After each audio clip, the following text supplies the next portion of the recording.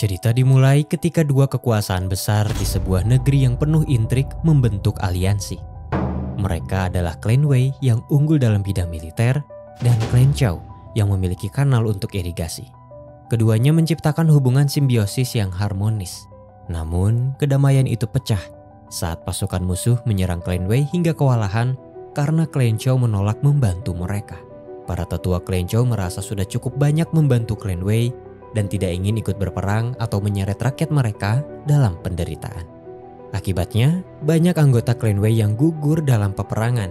Wei Xiao, satu-satunya penerus yang selamat, tumbuh dengan dendam mendalam terhadap klan Zhao yang telah mengabaikan dan menyebabkan kematian keluarganya.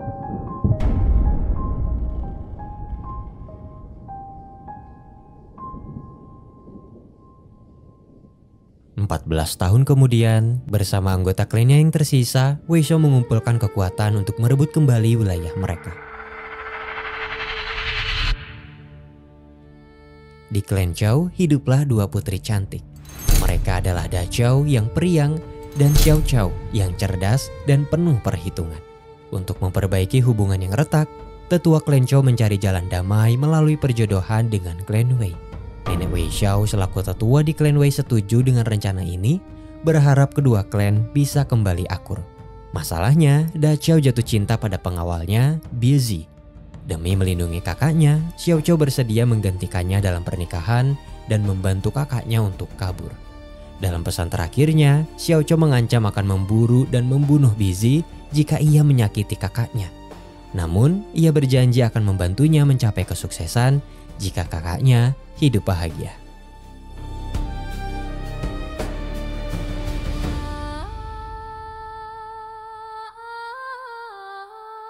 Sementara itu, Wei Xiao telah mengumpulkan kekuatan militer yang sangat besar. Ia berhasil merebut kembali wilayah Xindu, kampung halaman tempat di mana keluarganya gugur dalam peperangan 14 tahun lalu. Kemudian, dia mengeksekusi pemimpin musuh sebagai bentuk pembalasan.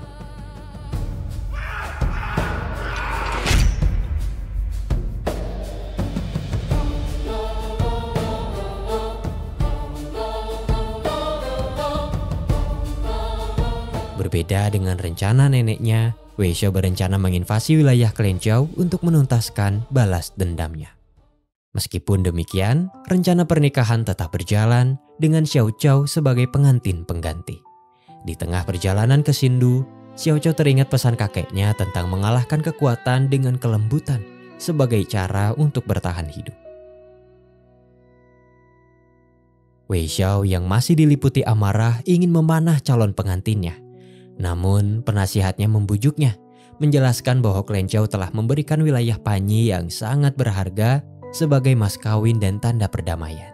Karena itu tidak ada gunanya untuk memulai pertumpahan darah. Dengan kesal, Wei Xiao menyetujui pernikahannya.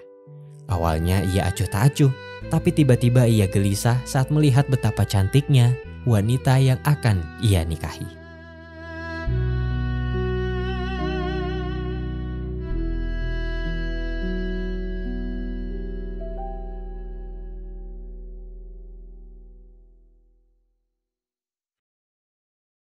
Ketegangan terjadi di Xindu saat Wei Xiao menuntut penyerahan Panyi sebelum pernikahan. Xiao Zhao menolak, khawatir Wei Xiao akan membatalkan pernikahan setelah mendapatkan wilayah itu. Ia tahu Wei Xiao bisa merebut Panyi melalui peperangan, sehingga kesepakatan tersebut tidak berarti baginya. Di tengah situasi ini, Xiao Zhao melihat rakyat Xindu yang ketakutan dan putus asa. Mereka trauma dengan pemerintahan kejam sebelumnya dan menganggap Wei Xiao tak lebih kejam dari penjajah. Untuk merebut hati calon suaminya, Xiao Zhao mulai membantu rakyat dengan membagikan makanan dan memperbaiki fasilitas kota, sambil berusaha meyakinkan mereka bahwa Wei Xiao adalah pemimpin yang baik. Namun, usahanya gagal. Rakyat Xindu lebih menyukai hakim wilayah setempat yang telah banyak membantu mereka, dan mereka membenci Wei Xiao yang berselisih dengannya. Untuk mengatasi masalah ini, Xiao Zhao pura-pura menjadi wanita kejam dan menyarankan Wei Xiao untuk mengeksekusi rakyat yang menentangnya. Wei Xiao menolak dengan tegas, bahkan menghunuskan pedangnya pada Xiao Zhao, bersumpah tidak akan menyakiti rakyatnya. Pembelaan itu akhirnya membuat rakyat Xindu menghormati Wei Xiao. Di sisi lain, Wei Xiao menyadari pengorbanan Xiao Zhao meskipun ia membenci taktik manipulatifnya. Namun, ia tetap menunjukkan perhatian dengan meninggalkan obat untuk luka Xiao Zhao. Setelah itu, Wei Xiao berdamai dengan sang hakim dan berjanji akan merangkul semua orang, baik warga asli Xindu maupun pendatang dari negara musuh. Terharu dengan tindakan Wei Xiao, Xiao Zhao menyerahkan stempel Panyi sebagai bukti kepercayaannya. Wei Xiao menerimanya, menandakan pernikahan mereka akan segera berlangsung. Namun, ia menegaskan bahwa perjanjian itu tidak akan menghapus dendamnya selama 14 tahun terakhir. Dan ia bersumpah tidak akan pernah terbuai oleh kecantikan Xiao Zhao. Setelah itu, Wei Xiao menyuruh Xiao Zhao kembali ke kampung halamannya dan menunggu lamarannya. Xiao Zhao sangat kecewa, merasa gagal membawa perdamaian dan khawatir pernikahannya tidak akan menyelamatkan keluarganya dari dendam Wei Xiao. Ia memutuskan untuk mempertahankan Panyi apapun yang terjadi. Dalam perjalanan menuju Panyi, Xiao Zhao bertemu Liu Yan, seorang bangsawan dari negara tetangga yang dulu pernah melamarnya. Namun, Xiao Zhao menolaknya karena pria itu terkesan meremehkannya. Sekarang, setelah tahu bahwa Xiao Zhao rela menyerahkan Panyi pada calon suami barunya, Liu Yan menyesal tidak memperjuangkan Xiao Zhao sebagaimana mestinya, dan kini dia kembali mengejarnya. Menyadari hal ini, Xiao Zhao yang cerdik memanfaatkan Liu Yan untuk mempertahankan Panyi, dan mereka sepakat untuk melawan Wei Xiao bersama-sama.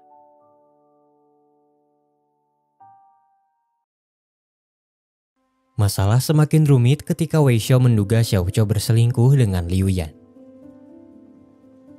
Sementara itu, Xiao Zhao menyadari bahwa Liu Yan hanya memanfaatkannya untuk mendapatkan akses ke bendungan yang ada di Panyi. Di masa lalu, keluarga Qiao membangun bendungan itu untuk mengendalikan banjir dan irigasi yang sangat bermanfaat untuk wilayah sekitar, termasuk Xindu. Namun, setelah klan Qiao dan Wei bermusuhan, tempat itu terbengkalai dan rakyat mengalami kekeringan parah. Liu Yan berencana menghancurkan bendungan itu untuk membanjiri Xindu dan melemahkan militer klan Wei yang ia anggap sebagai ancaman. Xiao Zhao terkejut meskipun ia ingin mengalahkan Wei Xiao, mengorbankan rakyat tidak berdosa adalah perbuatan kejam yang tidak bisa ia toleransi. Liu Yan menyekap Xiao Zhao dan pelayannya agar mereka tidak menghalangi rencananya. Di saat yang sama, Wei Xiao tiba di Panyi untuk merebut wilayah itu dan menangkap Xiao Zhao atas pengkhianatannya. Sementara itu, demi menyelamatkan rakyat Xindu dari malapetaka, Xiao Zhao berjuang mati-matian, bahkan dia hampir membakar tangannya untuk melepaskan ikatan, lalu membakar lumbung berisi belerang yang siap dijadikan bahan peledak. Di tengah kekacauan, Wei Xiao mendengar pengakuan pelayan Xiao Zhao tentang bagaimana sang nona berjuang menyelamatkan rakyat. Amarahnya seketika berubah menjadi kekhawatiran. Tak bisa menemukan Xiao Zhao, ia segera memerintahkan pasukannya untuk mencarinya. Xiao Zhao yang bersembunyi di gentong air akhirnya keluar dan berhadapan dengan Liu Yan yang membujuknya kembali, serta Wei Xiao yang telah menunggunya. Ia menolak Liu Yan dengan tegas dan lari ke pelukan Wei Xiao untuk mengakhiri pertikaian. Melihat luka bakar di tangan Xiao Zhao, hati Wei Xiao melunak dan ia merasa bersalah. Ia menawarkan untuk menggendongnya. Namun, Xiao Zhao yang masih kesal terus menantangnya dan berkata bahwa ia hanya akan menikah jika Wei Xiao datang melamarnya secara pribadi.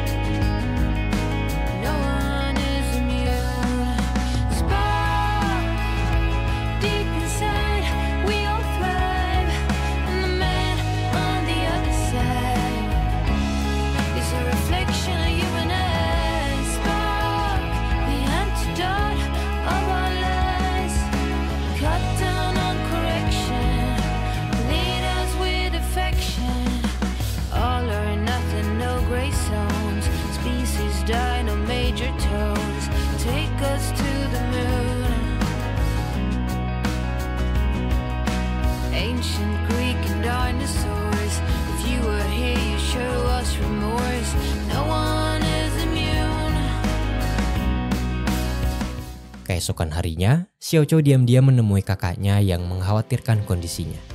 Dari kejauhan, Wei Xiao dan anak buahnya menguping percakapan mereka. Dalam pengakuan tidak terduga, Xiao Chou menjelaskan pada kakaknya bahwa ia tidak menyesali keputusannya untuk menikah dengan Wei Xiao. Menurutnya, pria itu cukup tampan dan berwibawa, dan mungkin dia akan segera menyukainya. Wei Xiao yang mendengar pengakuan ini terkejut dan mulai besar kepala.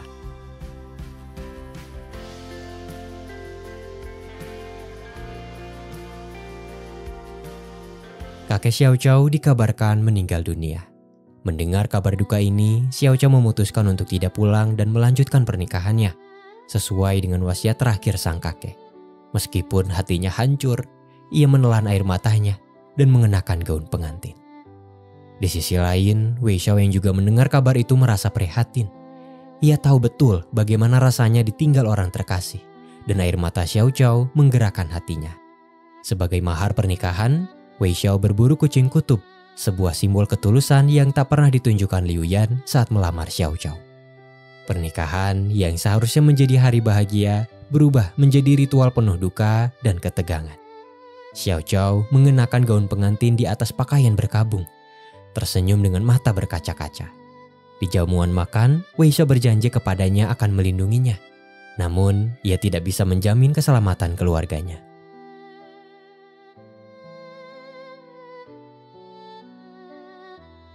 Setelah menikah, keduanya menuju kediaman keluarga Wei Xiao. Perjalanan itu penuh rintangan di mana Xiao Chou mengalami demam. Saat tiba di gerbang kota, Xiao Chou dan para pelayannya tidak diizinkan masuk untuk sementara karena ada upacara peringatan kematian keluarga Wei Xiao. Setelah menunggu berhari-hari, kondisi Xiao Chou semakin memburuk, sementara para pelayannya tidak bisa berbuat apa-apa. Kerabat jauh Wei Xiao memanfaatkan situasi itu. Mereka mengirim surat cerai palsu agar Xiao Chou pergi untuk selamanya. Untungnya, Wei Xiao menyadari masalah itu dan segera menjemputnya.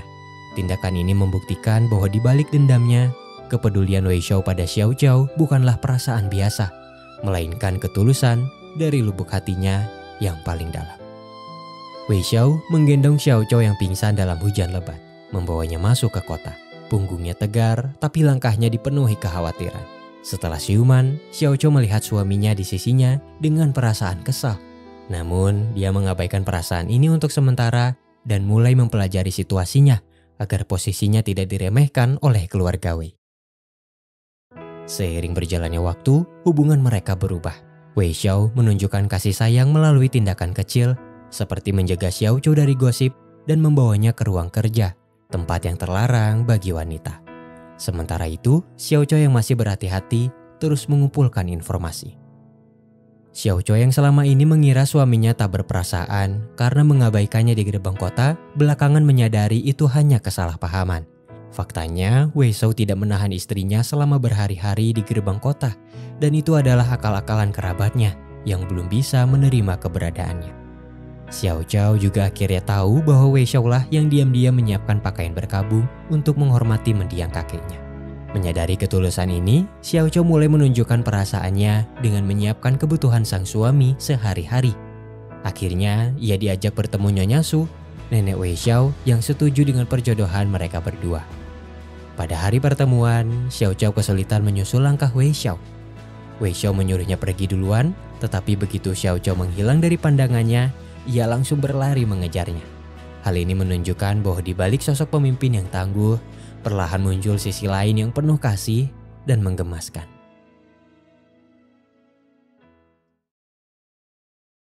Nyonya Su yang bijaksana menerima keberadaan Xiao Chou, percaya bahwa perasaan dendam tidak akan menghidupkan kembali keluarganya yang telah gugur.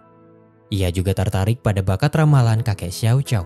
Dengan jujur, Xiao Chou menjelaskan bahwa di masa lalu, kakeknya menolak membantu klan Wei karena melihat takdir yang tidak menguntungkan. Sementara itu, di wilayah tanpa pemerintahan bernama Boya, Da Chao dan Bizi menjalani hidup sederhana. Kedamaian mereka terganggu saat penduduk desa yang tertindas meminta bantuan Bizi.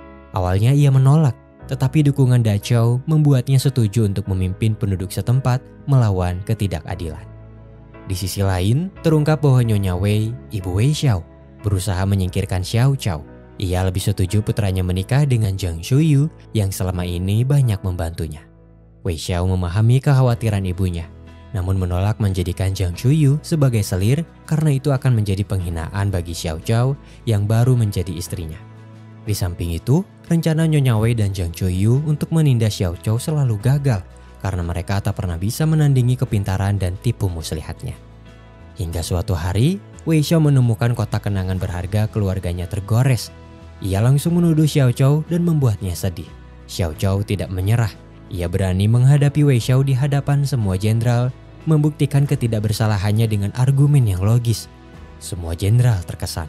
Setelah Xiao Zhao pergi, Wei Xiao melihat kembali kenang-kenangan dari mendiang ayah, kakek, dan kakaknya di dalam kotak itu. Ia menyadari telah salah dan mulai curiga ada orang lain yang sengaja menjebak istrinya. Setelah menyelidikinya, Wei Xiao akhirnya tahu bahwa dalangnya adalah ibunya dan Zhang Chuyu. Namun, ia tidak marah dan hanya memperingatkan ibunya agar tidak mempersulit Xiao Zhao karena sekarang dia adalah Ratu Wei yang berdaulat dan sah. Hubungan Xiao Zhao dan Wei Xiao membaik dari hari ke hari. Hingga suatu ketika, Xiao Zhao tidak bisa tinggal diam saat mengetahui wilayah keluarganya belum aman dari serangan musuh. Dalam upaya melindungi keluarganya, ia mengarang cerita bahwa kakaknya di Boya hidup dalam kesulitan. Wei Xiao yang masuk dalam perangkapnya merasa iba dan mengirimkan pasukannya ke Boya untuk mengantarkan perbekalan. Bersamaan dengan itu, melalui sebuah surat, Xiao Zhao meminta kakaknya mengibarkan bendera klan Zhao di Boya. Tujuannya adalah membuat tentara Wei Xiao seolah-olah memberi dukungan dan siap bertempur untuk mereka, sehingga pihak musuh tidak berani menyerang. Selain itu, Boya bisa menjadi wilayah pertahanan jika Wei Xiao mengingkari janjinya. Wei Xiao yang mengetahui siasat ini sangat marah dan kecewa, namun dia tidak bisa berbuat apa-apa. Dengan Bizi yang kini menjadi pemimpin Boya, Wei Xiao khawatir wilayah itu akan menjadi ancaman jika mendapat dukungan militer dari pihak lain. Ia masih mencurigai klan Zhao dan tidak bisa memastikan apakah Boya akan menjadi sekutu atau musuh bagi negaranya.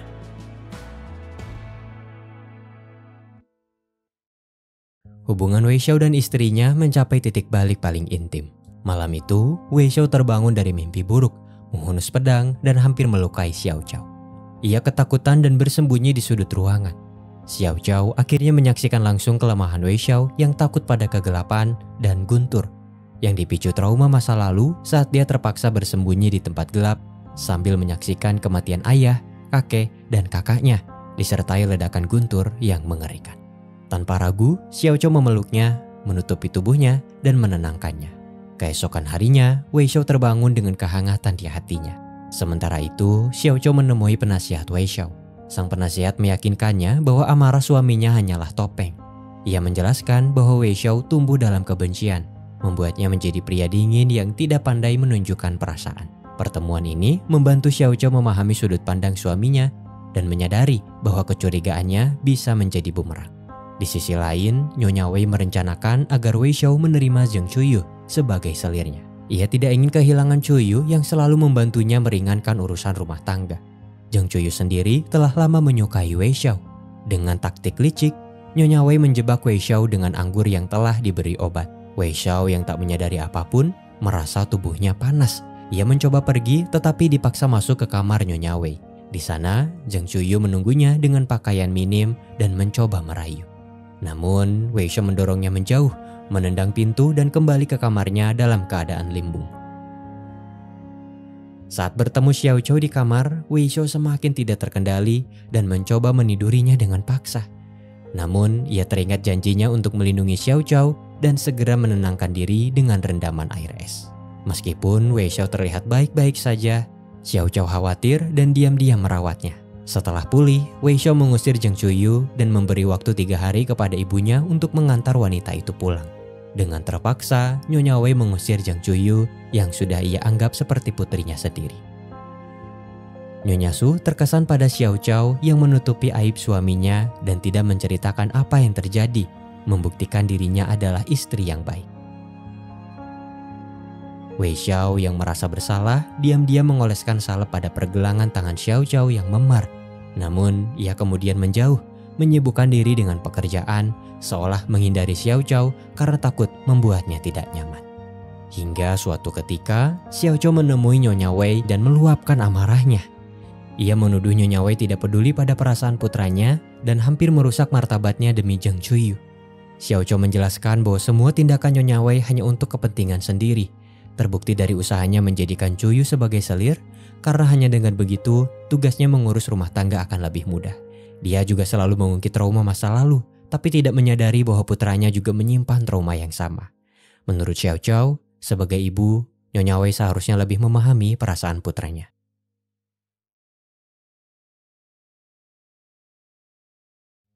Xiao Zhou yang tak lagi tunduk kini mengambil alih kendali.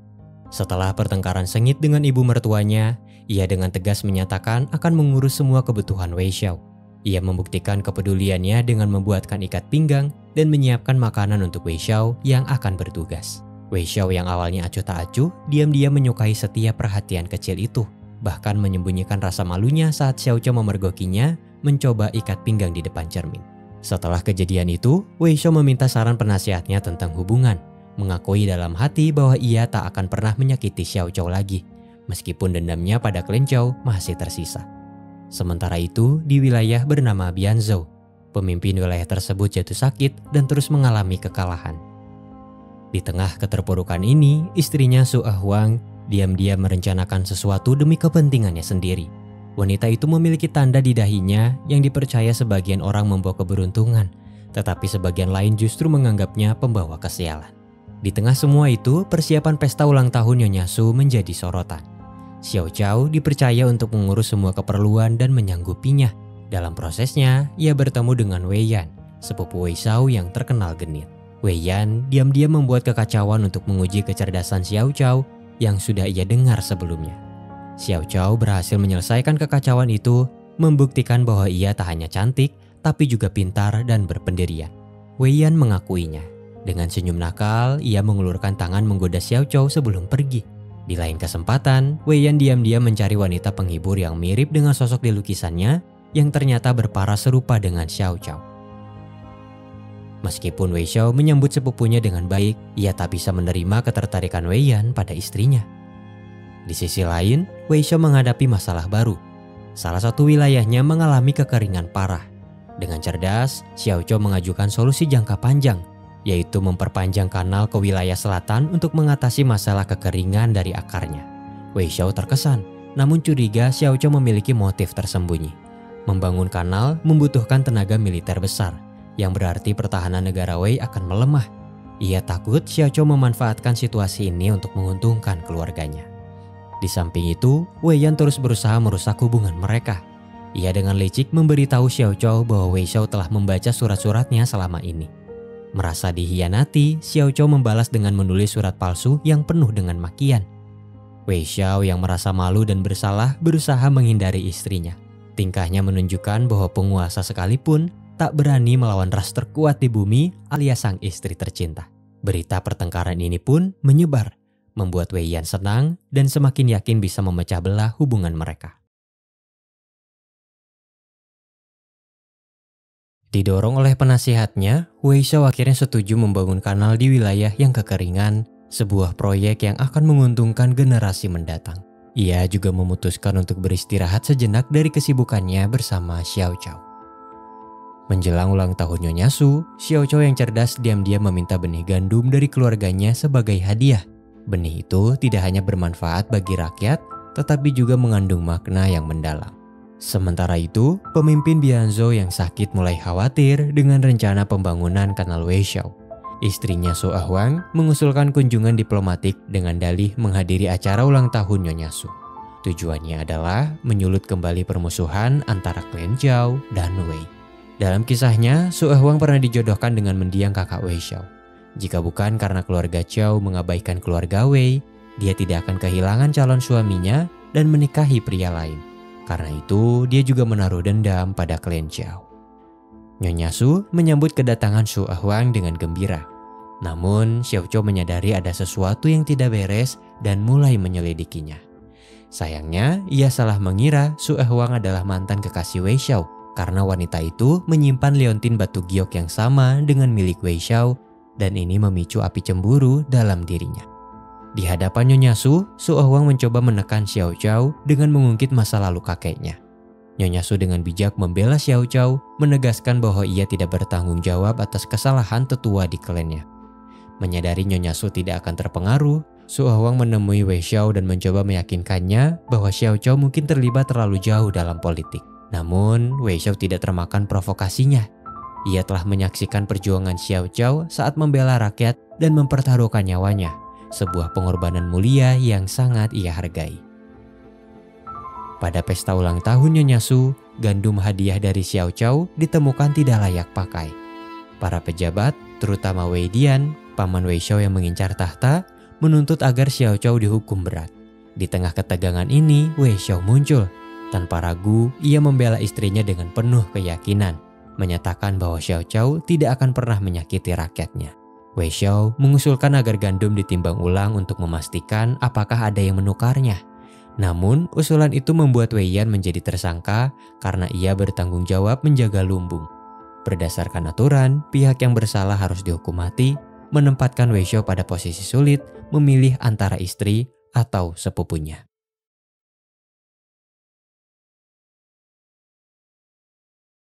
Di tengah tuduhan publik, Wei Xiao terdiam.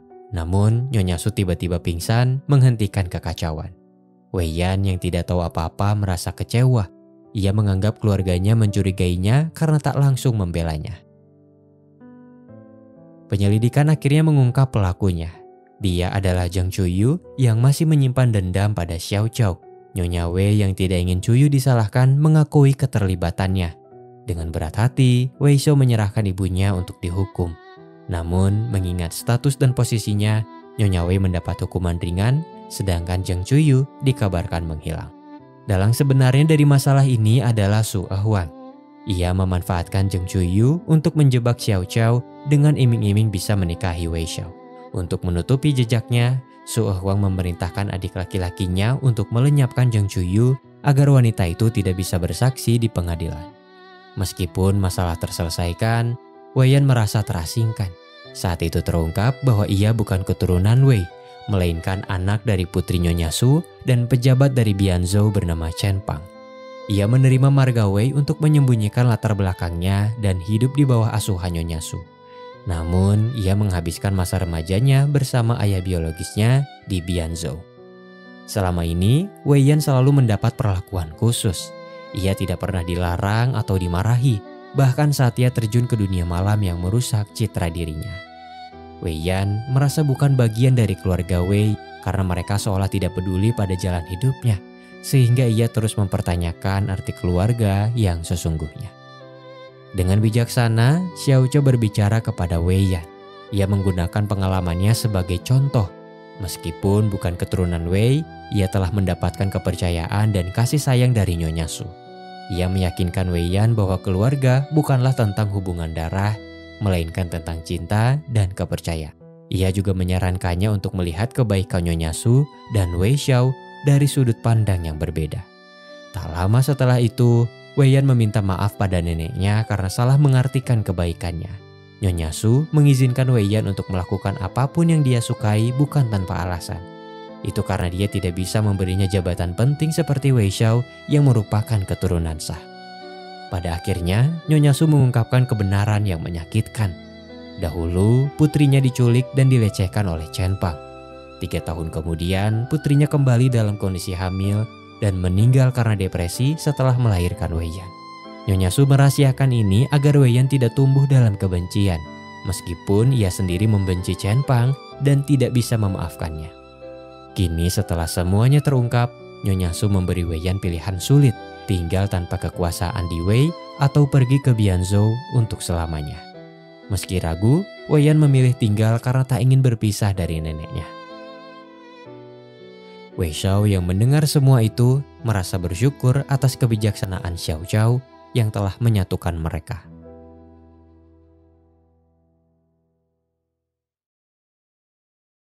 Nyonya Su yang tahu menantunya tidak cukup pintar untuk menjebak Xiao Chao tidak benar-benar menghukum Nyonya Wei. Xiao Chao dengan bijak menaruh perhatian pada ibu mertuanya dan meyakinkannya bahwa hukuman itu hanya formalitas. Nyonya Wei terharu dan mulai menerima Xiao Chao sebagai menantunya. Sementara itu, penguasa Bianzhou akhirnya meninggal.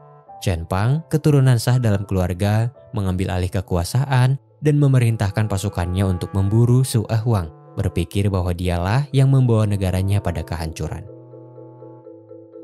Dalam kisahnya, Chen Pang telah menghasut Wei Yan untuk membenci klan Wei karena mereka bukan keluarga aslinya. Namun sekarang, setelah mengetahui perbuatan Chen Pang terhadap ibunya, Wei Yan kini setia kepada klan Wei. Wei Xiao akhirnya mempercayai Xiao Zhao sepenuhnya dan cinta di antara mereka pun tumbuh. Wei Xiao mulai meminta pendapat Xiao Zhao dalam urusan politik dan setuju pergi bersamanya mengawasi proyek kanal. Saat mengantar mereka, Wei Yan memandang Xiao Zhao dengan hormat lalu berpesan pada Wei Xiao untuk menjaganya dengan baik. Sepanjang perjalanan, hubungan mereka diuji dan semakin kuat. Wei Xiao bersikap protektif tetapi tidak romantis, membuat Xiao Zhao sedikit kesal. Dengan sifat ceria dan usilnya, Xiao Zhao memanipulasi situasi menjadi momen romantis. Ia merebut makanan Wei Xiao dan pura-pura menyukainya hanya karena dia ingin berduaan dengannya. Dia juga memuji ketampanan Wei Xiao, membuat sang suami kebingungan sekaligus senang. Entah sejak kapan, Xiao Zhao benar-benar jatuh cinta pada suaminya, terbukti dari rasa cemburu dan kekhawatirannya. Selain kisah cinta mereka, ada kisah Xiao Tao, pelayan keluarga Zhao, dan Wei Liang, bawahan Wei Xiao yang juga saling menyukai. Kedekatan mereka tidak kalah menggemaskan dengan pasangan Wei Xiao dan Xiao Zhao. Di satu kesempatan, Xiao Tao yang ingin nonanya bahagia menyusun rencana bulan madu berkedok perjalanan dinas. Ia meminta Wei Liang membujuk Wei Xiao untuk melakukan survei ke wilayah dengan tempat makanan terkenal, pemandian air panas, dan pemandangan laut yang indah. Sayangnya, Wei Liang mengandalkan buku panduan konyol yang justru membawa mereka ke tempat-tempat yang mengecewakan seperti jamban, genangan air biasa, dan lautan yang tidak istimewa sama sekali. Merasa malu, Wei Liang ingin menebus kesalahannya, tetapi semua orang sudah tidak percaya dan memutuskan untuk kembali ke tujuan utama, pembangunan kanal. Di tengah perjalanan, Wei Xiao merasa kelelahan dan sakit kepala. Xiao Zhao dengan lembut memijatnya, membuat Wei Xiao yang biasanya waspada akhirnya rileks dan tertidur di pangkuannya. Xiao Zhao bergumam pada dirinya sendiri, mengungkapkan keinginannya untuk menjadi istri seutuhnya, bukan hanya mengurus kepentingan politik.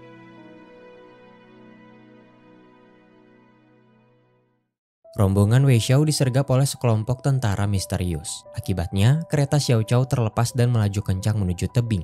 Dengan gagah berani, Wei Xiao melompat, memotong tali, dan berhasil menyelamatkan istrinya. Namun, pedang beracun melukainya hingga tak sadarkan diri. Panik, Xiao Zhao mengambil alih kendali. Ia mencurigai Wei Dian, paman Wei Xiao, sebagai dalang penyerangan. Namun, ia tidak membalas dendam, melainkan bergegas menuju lokasi pembangunan kanal. Setibanya di sana, Xiao Zhao menemui pejabat setempat yang menolak rencana pembangunan kanal. Ia menyadari pejabat itu mengikuti arahan Wei Dian.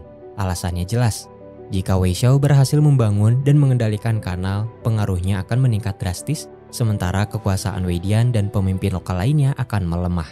Untuk mengatasi masalah ini, Xiao Zhao memutar otak. Dengan taktik cerdasnya, ia berhasil mengubah perselisihan menjadi aliansi dan memenangkan hati pejabat setempat untuk menyetujui pembangunan kanal.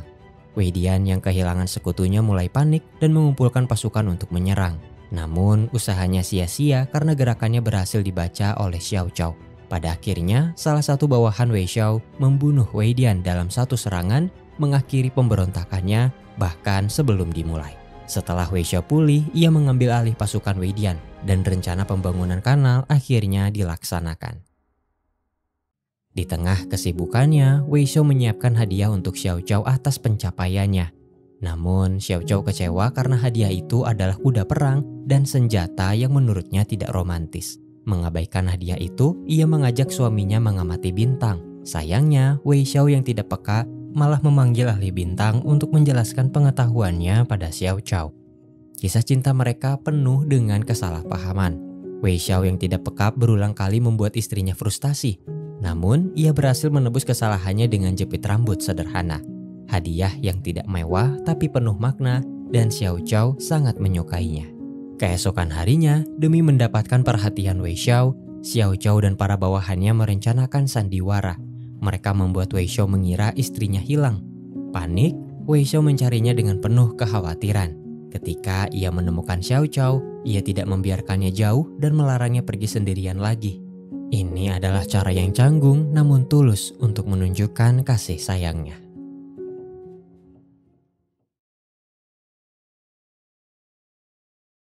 Dalam perjalanan pulang ke ibu kota, Wei Xiao dan Xiao Qiao bekerja sama membangun pemukiman bagi para pengungsi korban peperangan. Suatu malam, Wei Xiao mengungkapkan ketakutannya. Ia takut suatu hari nanti akan dihadapkan pada pilihan sulit antara memilih Xiao Qiao atau keluarganya. Xiao Qiao merespon dengan penuh kasih, bersumpah untuk selalu berada di sisinya sebagai istri yang setia. Wei Xiao menggenggam tangannya erat-erat, seolah tidak ingin melepaskannya. Sementara itu, intrik politik di keluarga Qiao terus berlanjut. Paman pertama yang kini menjadi pemimpin klan ingin menikahkan para wanita kaya dengan pejabat klan Wei. Ayah Xiao Qiao yang tidak menyukai pendekatan ini memilih untuk pergi. Sementara itu di Boya, Ibu Da Qiao berkunjung dan setelah melihat kondisi putrinya serta bukti cinta tulus dari Bizi, ia akhirnya menerima hubungan mereka. Sesampainya di rumah, Wei Xiao mengunjungi ibunya dan menyadari bahwa Nyonya Wei telah sepenuhnya menerima Xiao Qiao, bahkan menyarankan ia segera memberinya cucu. Sayangnya, cinta Wei Xiao justru membawanya pada konflik batin yang mendalam. Ia dihantui bayangan ayah dan saudara-saudaranya yang tampak marah karena ia jatuh cinta pada Xiao Qiao yang berasal dari klan musuh. Merasa tertekan, Wei Xiao memutuskan untuk menjaga jarak dari istrinya. Namun, ia tidak bisa lepas dari perhatian Xiao Qiao yang terus melayaninya dengan penuh kasih. Pada akhirnya, Wei Xiao kembali ke rumah dan mencurahkan semua yang menjanggal di hatinya. Ia juga menjelaskan cerita di balik batu giok yang pernah membuat Xiao Qiao cemburu. Faktanya, batu giok itu adalah peninggalan kakak Wei Xiao sesaat sebelum meninggal. Setengah untuk Wei Xiao dan setengah untuk Su Huang. Kakaknya juga berwasiat agar Wei Xiao melindungi Su Huang yang menjelaskan mengapa ia begitu peduli pada wanita itu. Kesalahpahaman pun teratasi yang membuat hubungan mereka semakin intim. Di tengah kedamaian baru mereka, intrik di luar rumah berlanjut. Wei Yan lagi-lagi menjadi korban rumor yang melibatkan wanita penghibur. Demi melindungi nama baik keluarga, Xiao Qiao turun tangan. Ia percaya sepenuhnya Wei Yan tidak bersalah. Merasa terharu, Wei Yan tanpa sadar melukis Xiao Qiao yang membuat perasaannya semakin rumit. Sementara itu, Su Huang tidak pulang karena ia tahu Chen Pang akan menghukumnya. Dalam pelariannya, dengan kondisi kesehatan yang memburuk, Su Huang dan adiknya menyusun rencana untuk kembali ke negara Wei. Meskipun sangat berisiko karena mereka bertanggung jawab atas masalah sebelumnya. Namun, mereka tidak punya pilihan lain.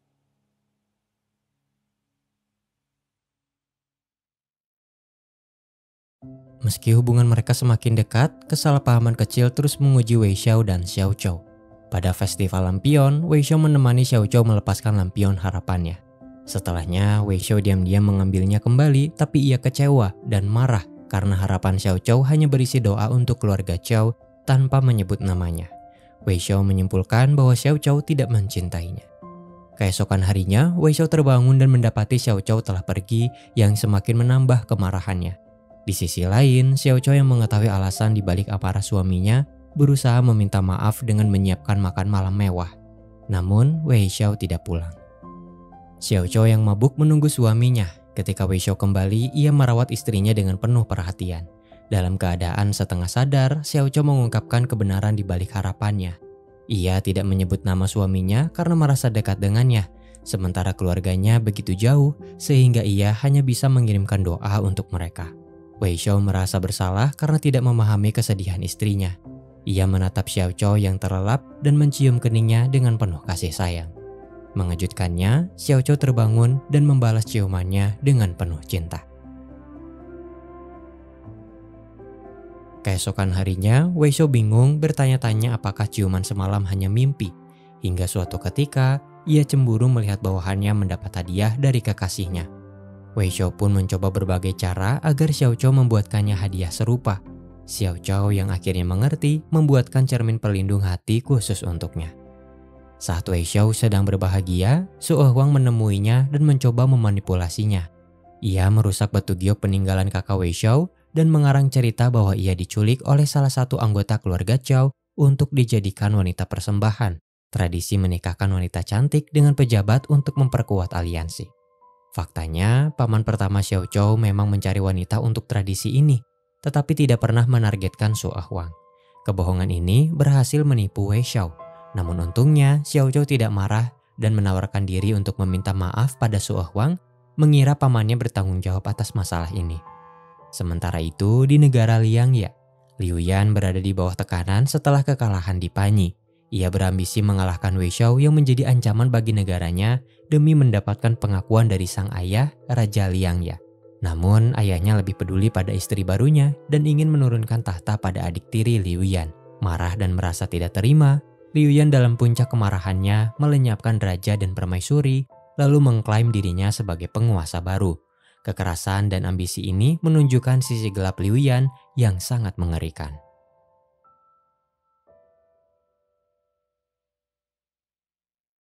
Rencana ambisius Wei Xiao untuk menyejahterakan rakyat berpusat pada pembangunan kanal ke seluruh daratan. Untuk mempromosikan proyek ini, ia mengadakan kompetisi perburuan rusa bagi para pahlawan dari berbagai negeri. Awalnya, ia ingin mengundang Bizi sebagai perwakilan klan Zhao, tapi dia membatalkannya karena kasus dugaan penculikan Su Huang oleh keluarga Zhao yang belum tuntas. Di tengah kebingungan, Xiao Xi, adiknya Xiao Zhao, tiba di kediaman Wei. Kedatangannya justru menjadi bumerang bagi Su Huang, karena dia menuduhnya sebagai pelaku yang mau menculiknya dan merusak batu gioknya. Dalam momen klarifikasi, Wei Xiao menyadari Su Huang telah berbohong untuk memfitnah keluarga Zhao. Karena masalah ini berakhir damai dan Xiao Zhao tidak mempermasalahkannya, Wei Xiao memaafkan Su Huang demi menghormati mendiang kakaknya dan mengizinkan adik Su Huang ikut kompetisi. Wei Xiao yang awalnya bersikap dingin, kini secara bertahap menunjukkan penerimaan terhadap Xiao Xi.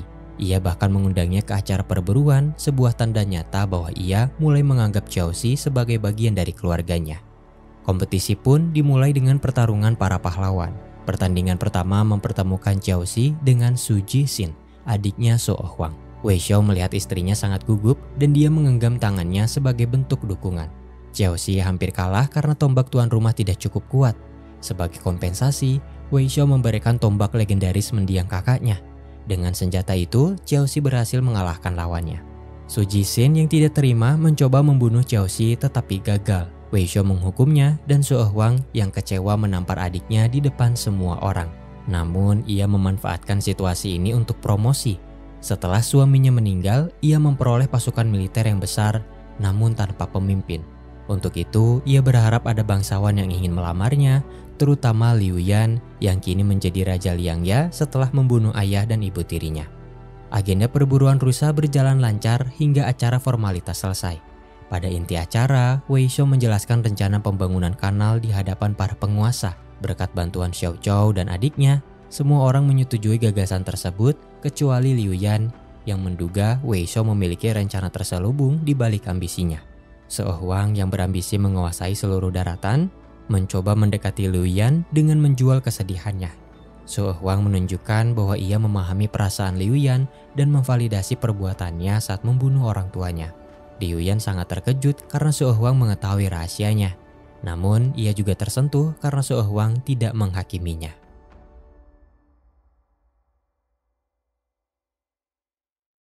Su Huang meminta perlindungan sementara di negara Wei, membuat Wei Xiao tidak nyaman, namun ia tidak bisa menolak. Wei Xiao juga merasa ada yang tidak beres tapi tidak bisa membuktikannya. Pada akhirnya, dia melibatkan Xiao Zhou dalam setiap urusannya dengan maksud untuk mengawasinya. Sementara itu, Wei Yan bergumul dengan perasaannya. Ia sadar tidak seharusnya mencintai Xiao Zhou. Ia juga mencoba membakar lukisannya, namun tak sanggup membuktikan perasaannya yang begitu dalam. Perasaan ini menjadi sesuatu yang menakutkan, terutama karena ia telah mencari wanita yang mirip Xiao Zhou untuk menghiburnya. Puncaknya, rumor tentang Wei Yan yang menyukai Xiao Zhou menyebar dan menjadi gosip yang menjijikan. Masalah ini semakin rumit ketika wanita yang mirip Xiao Zhou mengira bahwa lukisan Wei Yan adalah potret dirinya dan berpikir Wei Yan menyukainya. Namun, dia akhirnya tahu bahwa itu hanya kesalahpahaman dan merasa patah hati. Dengan perasaan kecewa, dia memberitahu Wei Xiao tentang lukisan Wei Yan. Marah dan tidak terima, Wei Xiao membakar lukisan Wei Yan dan membiarkan rumahnya hangus terbakar. Wei Xiao yang masih diselimuti amarah melampiaskan kecemburuannya pada Xiao Zhao hanya karena Xiao Zhao masih menyimpan barang pemberian Wei Yan. Pertengkaran pun terjadi, tetapi Wei Xiao segera menyadari kesalahannya dan mengakui kecemburuannya pada sang istri. Demi kebahagiaan Wei Xiao dan Xiao Zhao, Wei Yan memutuskan untuk pergi. Ia setuju kembali ke Bianzhou bersama utusan Chen Pang dan mengambil alih semua kesalahan, termasuk rumor yang beredar. Ia rela pergi demi menjaga reputasi Xiao Zhao dan kehormatan Wei Xiao. Keputusan ini sangat berat, terutama karena ia harus meninggalkan Nyonya Su yang sangat menyayanginya. Nyonya Su yang tidak sanggup melihat kepergiannya, bahkan terjatuh dari tangga saat mencoba menghentikannya. Sementara itu, Suo Huang terus melancarkan intriknya.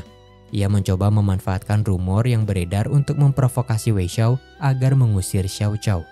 Namun, Wei Xiao yang telah belajar dari kesalahannya, dengan tegas menolak dan bersumpah akan melindungi istrinya dari segala fitnah. Di sisi lain, terjadi kesalahpahaman antara Xiao Zhao dan Da Chao. Da Chao merasa tidak diundang dalam acara perburuan rusa, tidak menyadari bahwa undangannya tertunda karena penyelidikan Wei Xiao atas kebohongan Suo Huang. Meski tidak marah, Da Chao sangat kecewa karena menganggap ini sebagai penghinaan.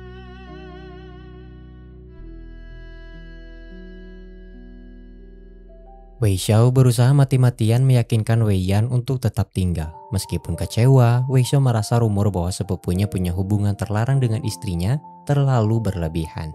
Ia melacak sumbernya dan berjanji akan menghukum mereka. Namun, Wei Yan sudah mengambil keputusan.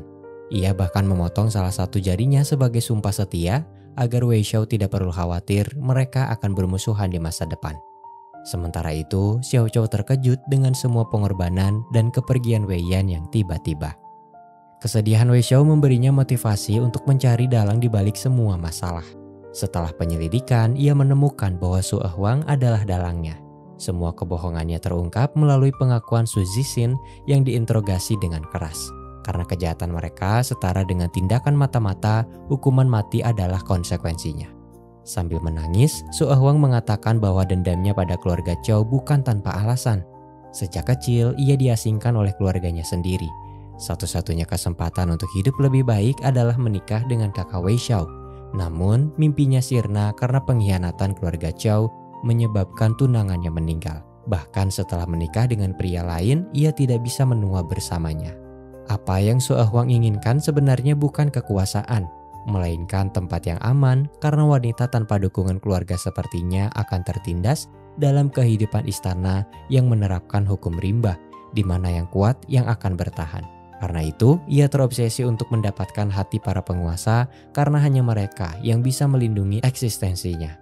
Suo Huang berteriak mengatakan tidak ada orang di dunia ini yang peduli padanya. Namun, Wei Xiao membantah. Kenyataannya, Suo Huang dikelilingi oleh orang-orang yang mencintainya dengan tulus, mulai dari adiknya yang selalu membantunya, kakak Wei Xiao yang berwasiat agar ia dilindungi, hingga mendiang suaminya yang tulus membangun menara tinggi untuknya dan membiarkannya menimbun harta. Wei Xiao berpesan, daripada mengeluhkan dunia yang tidak adil, lebih baik Suo Huang menyesali perbuatannya karena telah mengabaikan cinta dan kasih sayang orang-orang di sekitarnya. Untuk menghargai cinta mendiang kakaknya, Wei Xiao membebaskan Suo Huang dari hukuman mati. Namun, sebagai ganjaran karena perbuatannya merugikan negara dan melukai orang terdekatnya, ia harus kehilangan hidungnya. Suo Huang memohon ampun, mengatakan bahwa tanda bunga poni di dahinya bisa membantunya menggapai keinginannya. Namun, Wei Xiao tidak termakan tipu muslihatnya. Ia sudah mengetahui kebenaran bahwa tanda itu hanyalah riasan, memberinya akhir yang memilukan. Wei Xiao mengambil kembali liontin Gio kakaknya yang telah diperbaiki, memotong hidung Suo Huang sebagai hukuman, lalu mengusirnya.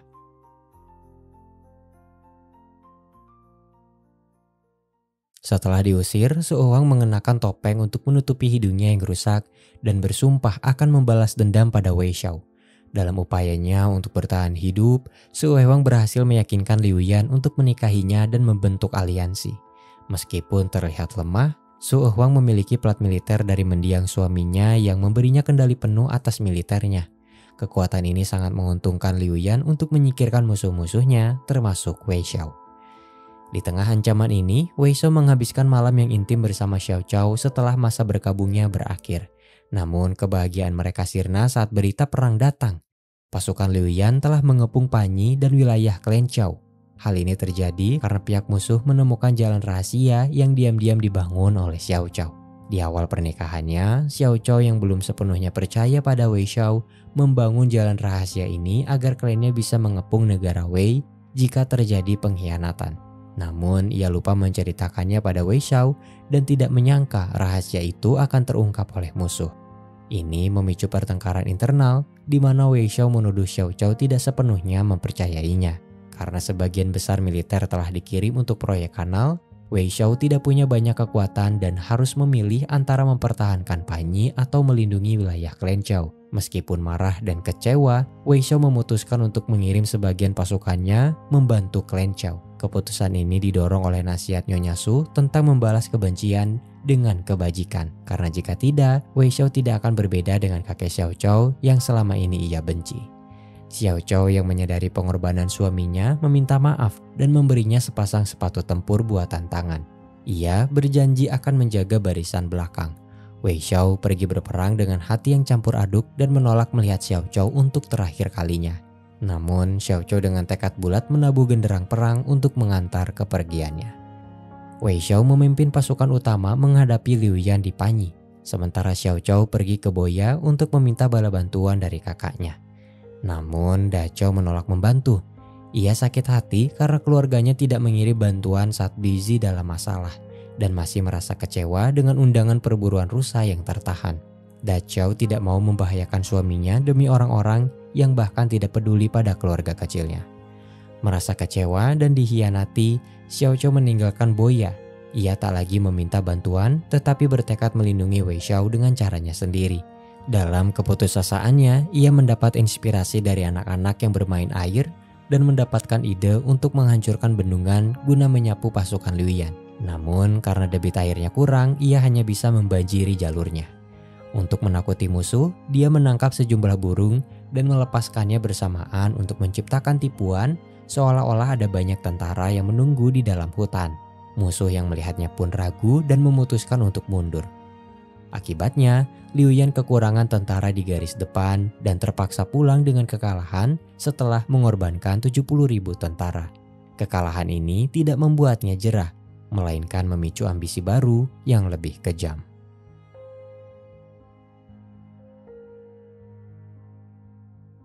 Berkat kecerdasan Xiao Zhao, Wei Xiao berhasil mempertahankan Panyi. Perasaannya jadi campur aduk. Ia marah karena Xiao Zhao mempertaruhkan nyawanya, tetapi juga sangat mengkhawatirkannya. Setelah semua yang terjadi, Wei Xiao menyadari betapa beratnya Xiao Zhao berjuang sendirian untuk menjaga perdamaian kedua klan. Akhirnya, ia memutuskan untuk melepaskan dendamnya dan sebagai bukti ketulusannya, Wei Xiao berjanji akan mengantar Xiao Zhao pulang ke kampung halamannya. Kehadiran Wei Xiao dan Xiao Zhao disambut hangat oleh para tetua klan. Melihat bagaimana Xiao Zhao dimanjakan keluarganya, Wei Xiao merasa bersalah dan terpukul karena selama ini istrinya diperlakukan dengan keras di negaranya. Xiao Zhao kembali bertemu dengan kakaknya yang tengah hamil. Namun, meski terlihat akrab, ada jarak yang membatasi mereka akibat perselisihan sebelumnya. Sementara itu, Wei Xiao akhirnya mengungkapkan perasaannya yang paling dalam dan menyesali semua perbuatannya di masa lalu. Ia mengatakan pada istrinya ingin memiliki seorang anak, dan Xiao Zhao menjawab bahwa dia akan memberinya rumah yang penuh dengan anak-anak. Keduanya pun larut dalam kisah cinta yang membahagiakan dan sangat bergairah. Di sanalah mereka mengukir permulaan sebuah cerita, sebuah rumah yang mereka bangun bersama bukan dengan tembok, melainkan dengan jiwa, cinta, dan pengakuan.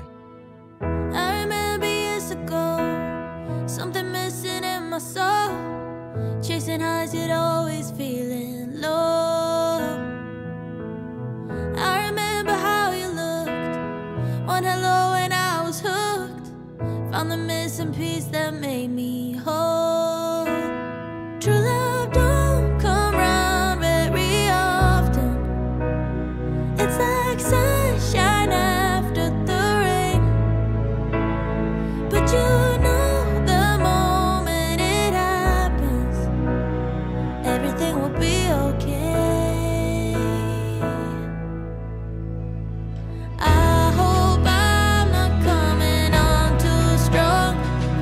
You feel like family to me.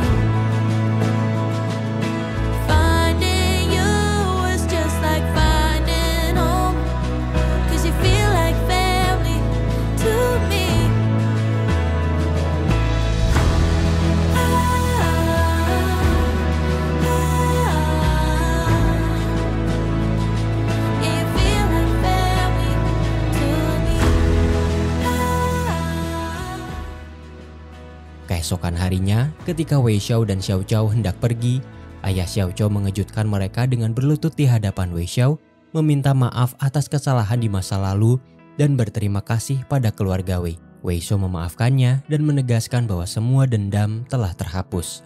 Sebagai puncak perdamaian, Wei Xiao membawa istrinya masuk ke kuil suci, tempat para tetua klan Wei dimakamkan. Di sana, ia secara resmi memperkenalkan Xiao Zhao kepada mendiang ayah dan saudara-saudaranya, melengkapi janji-janji yang ia buat dan mengakhiri konflik panjang antara dua keluarga. Waktu berlalu. Xiao Zhao dikabarkan hamil dan Wei Xiao sangat gembira. Mereka membayangkan masa depan damai untuk anak mereka yang dinamai Fei Fei. Wei Xiao berjanji tidak akan pernah mengecewakan Xiao Zhao dan bahkan menawarkan untuk membawa ayahnya tinggal bersama mereka agar ia merasa lebih tenang. Sementara itu, hubungan antara Wei Liang dan Xiao Tao diwarnai kecanggungan. Wei Liang terlalu hemat dan terus menunda pernikahan karena ingin menabung.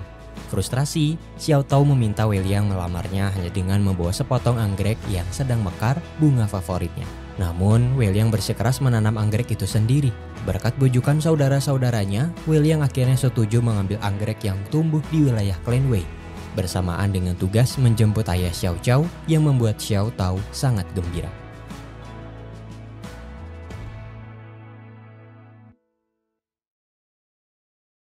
Setelah kekalahan mereka, Su Huang dan Liu Yan kembali merencanakan skema baru.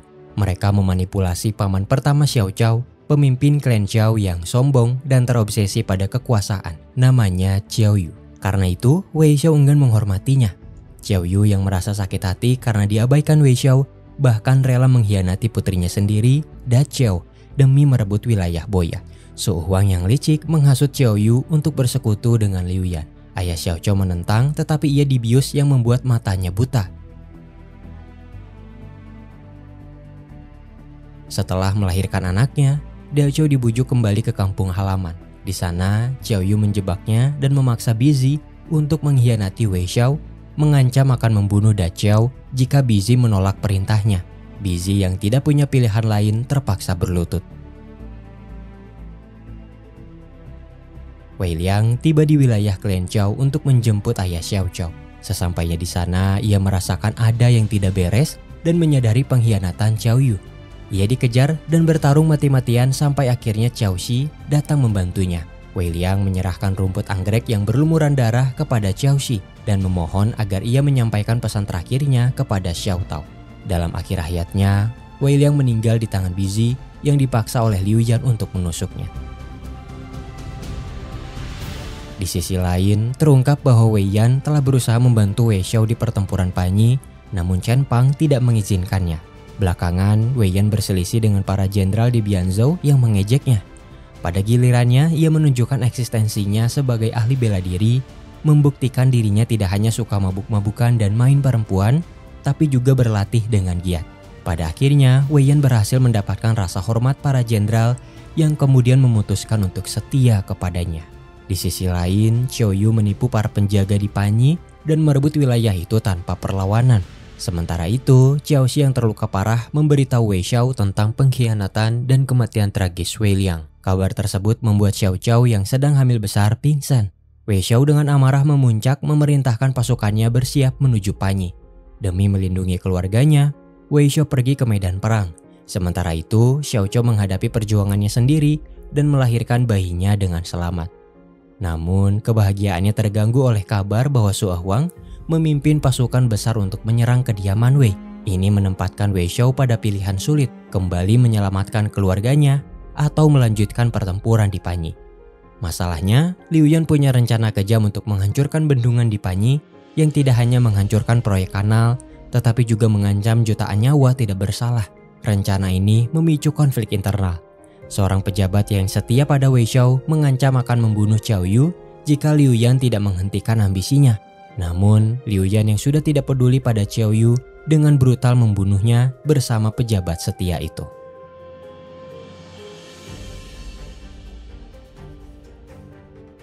Salah satu jenderal utusan Wei Xiao tiba di kediaman Xiao dan menemukan jenazah Wei Liang.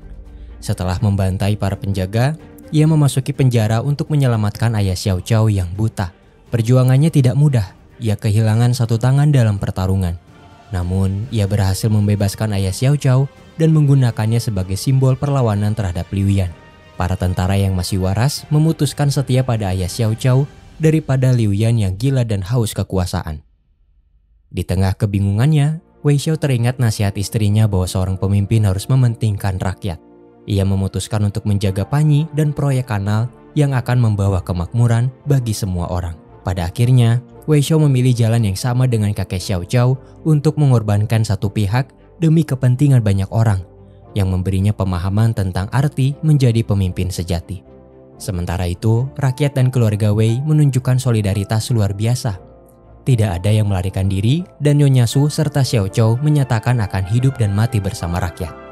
Kemudian, kabar baik datang ketika Wei Yan muncul dengan bala bantuan besar. Meski Chen Pang menentangnya, ia pergi bersama para jenderal yang mendukungnya dan berkat perjuangan mereka, pasukan Suo Huang berhasil dikalahkan. Di Panyi, Wei Xiao bertarung melawan Bizi yang terpaksa melawannya karena istrinya disandera Liu Yan. Da Chao yang tidak tega melihat suaminya diperbudak mengorbankan dirinya dengan melompat dari benteng kota. Pengorbanannya adalah satu-satunya cara untuk membebaskan Bizi, mengembalikan kehormatannya, dan membuktikan cinta sejatinya.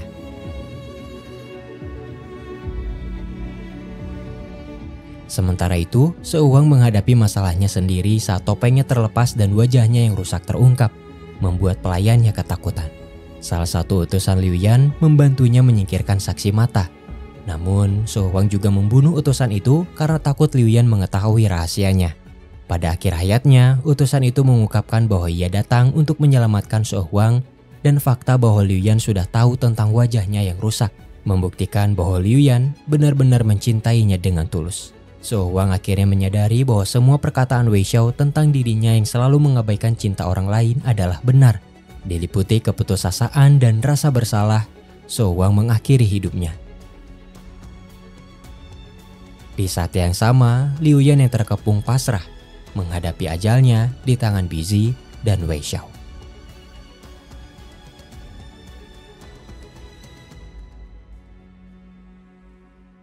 Setelah semua kekacauan berakhir, proyek kanal dibangun tanpa halangan.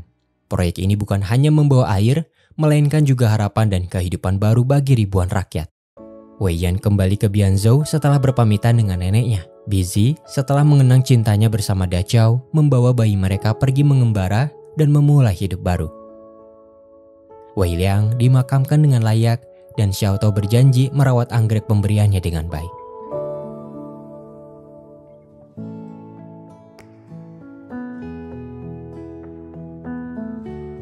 Cerita pun berakhir ketika Wei Xiao, penguasa yang pernah dikuasai dendam, kini berjalan dengan langkah yang ringan, meninggalkan jejak kekuasaan dan peperangan di belakangnya. Di sisi lain, Xiao Zhao tersenyum dengan cahaya kebahagiaan yang terpancar di matanya. Bersama sang putri kecil, buah dari janji dan cinta mereka. Pemimpin sejati adalah senja yang memilih kita di atas aku. Sama seperti matahari terbenam yang indah, pemimpin harus menenggelamkan egonya demi kepentingan banyak orang. Balas dendam mungkin memuaskan, tapi itu hanya sementara dan tidak menyembuhkan. Karena itu, cobalah memaafkan. Bukan untuk orang lain tapi untuk diri sendiri. Karena memaafkan berarti melepaskan, agar jiwa bebas terbang meninggalkan masa lalu yang menyakitkan. Kebencian adalah bayangan yang hanya bisa diusir oleh cahaya, bukan oleh kegelapan yang sama. Maka jangan balas api dengan api, tapi padamkan amarah dengan kebajikan. Kamu tak perlu jatuh untuk mengetahui cara berdiri. Temukan jati dirimu dalam kebaikan dan kejernihan, bukan dalam keburukan dan penyesalan. Jangan merasa tidak dicintai hanya karena cinta itu tidak sesuai harapan. Cinta yang diabaikan demi angan-angan akan menjadi penyesalan, karena angan-angan tak pernah membalas ketulusan.